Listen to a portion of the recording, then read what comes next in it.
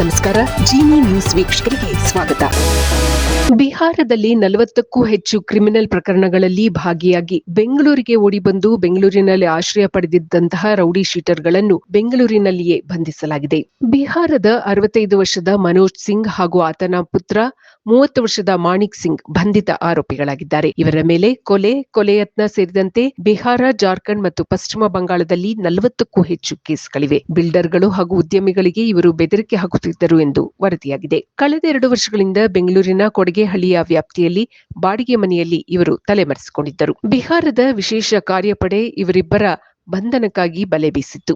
ಈಶಾನ್ಯ ವಿಭಾಗದ ಪೊಲೀಸರು ಬಿಹಾರದ ಪೊಲೀಸರಿಗೆ ಸಹಾಯ ಒದಗಿಸಿದ್ದರು. ಬಿಹಾರ ಹಾಗೂ ಕರ್ನಾಟಕ ಪೊಲೀಸರು ಕಾರ್ಯಾಚರಣೆ ನಡೆಸಿ ಆರೋಪಿಗಳನ್ನು ವಶಕ್ಕೆ ಪಡೆದಿದ್ದಾರೆ.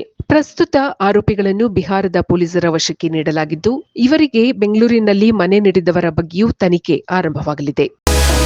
ಇದು ಈ ದಿನದ ನಿರಂತರ ಸುದ್ದಿಗಳಿಗಾಗಿ ವೀಕ್ಷಿಸುತ್ತಿರಿ ಜೀನಿ ನ್ಯೂಸ್. ನಮಸ್ಕಾರ.